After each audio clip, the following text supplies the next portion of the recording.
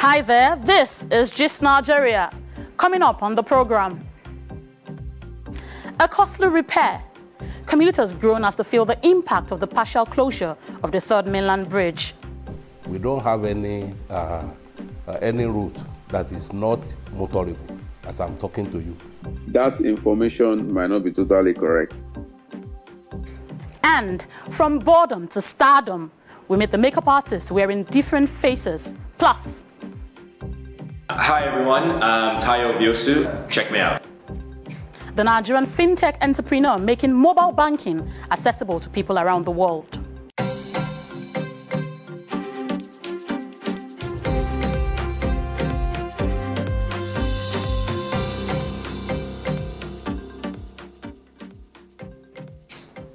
Welcome to Gist Nigeria from the BBC and Channels TV.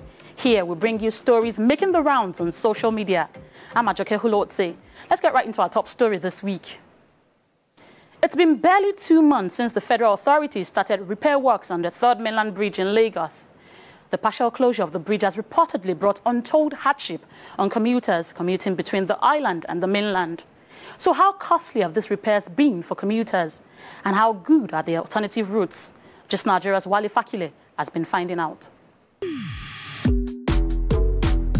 It's now 2 months since federal authorities announced the partial closure of the Third Mainland Bridge for maintenance and repair works. Conveying over 117,000 vehicles daily, the bridge is essential to transporting people, goods and services across Lagos, Nigeria's commercial hub. And for a megacity where gridlocks have made patience a limited virtue, the closure of the busiest bridge in Nigeria has raised many concerns. There have been fears the partial closure of Third Mainland Bridge would bring untold hardship on Lagosians and reduce productivity.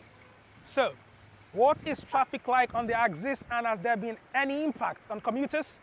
Let's find out. The closure of the bridge is in 2 phases of diversion, and both will last for 6 months. The first phase of diversion is between 12 a.m. to 12 p.m. and involves the closure of the bridge to commuters coming from Lagos Island. The second phase of diversion is between 1 p.m. to 12 a.m., which opens traffic from Lagos Island inward Oworonshoki. Before the closure, state and federal authorities had assured Lagosians that movement on the bridge will only be disrupted by 25%. So, what is the situation on the ground? I'm meeting Olamidokun Sholanke, an HR professional who lives on the mainland and works on the island, to find out. It tells me it's been tough getting across the Lagos Lagoon, especially during the evening rush hour since the closure of the bridge. Right, imagine leaving office 5:36, which is on a good day, right? And you're getting home like 10 p.m. Right? A funny scenario was what happened to me last week Monday.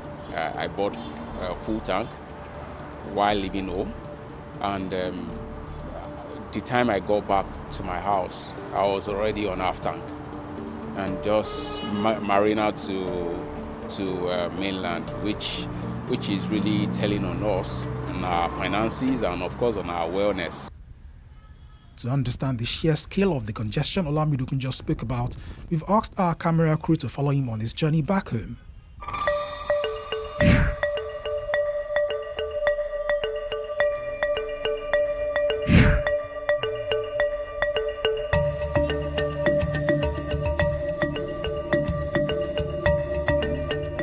It's been more than 3 hours and is just approaching the first traffic diversion point at Adeniji, the first port of call before ascending the bridge. But it's not yet Uhuru. It usually takes about another 1 hour to reach the second and last diversion point at Adekunle, inward Oworonshoki. However, he's in luck today as that stretch of the road is free.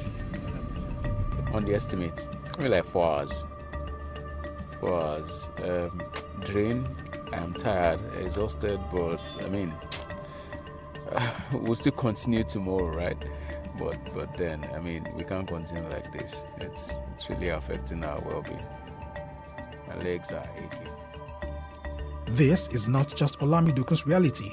It's the same story for the thousands of residents commuting to and fro the island.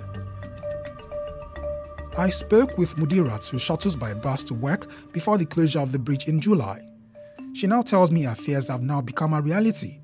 Me coming all the way from Yanoro, we bought bus from Yanoro. It's 100 naira. Like Coming now is 200. Going back, sometimes we get bus to 300. So at least I spent up to 600 instead of 400 going back. And secondly, the traffic also.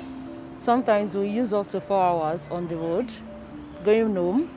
But it's early in the morning, I think it's better. But going back home, the traffic is as much as hell. So, with a population of about 22 million, Lagos is enticing to many for economic reasons.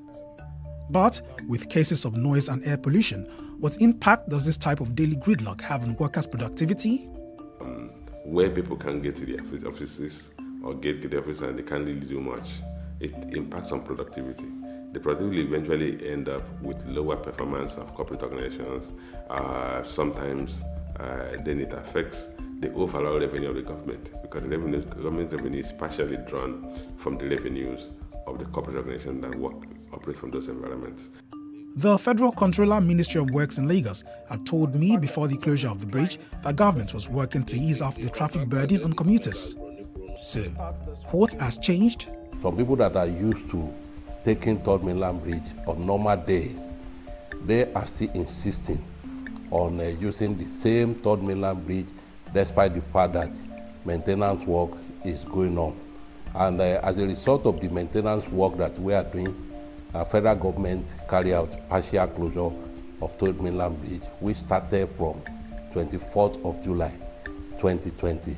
So all those people that are still insisting on taking Third Mainland Bridge, despite the alternative route that we have provided, are the one causing the traffic jam that we are experiencing at the diversion point that we have on Third Mainland Bridge right now. He adds that the alternative routes provided are in good condition. So that we don't have any route that is not motorable as I'm talking to you. But maintenance work is a continuous exercise. We are still doing some work on some of our alternative routes. As we are doing on our own, Lagos State government, they are also doing some maintenance work. If you go to Ojota, you see Lagos State government, they are doing maintenance work there, serious maintenance work. So it's not even palliative they are carrying out. And all this as a result of the maintenance work that is being carried out on Third Mainland Bridge. That information might not be totally correct, right? You can't say there is an alternative route and that alternative route is always jam-packed every other day, every time. So why do I want to go through alternative routes that I will start regretting, right?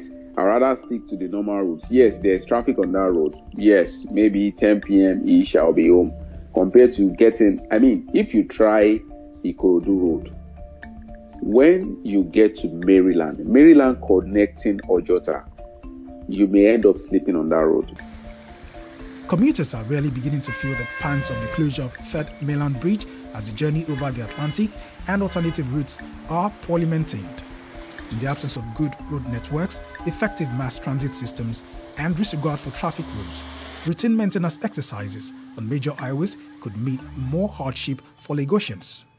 Wale Fakile, Gist Nigeria. So what impact has the partial closure of the Third Mainland Bridge had on you and your business? Tell us on Twitter at Gist Nigeria TV.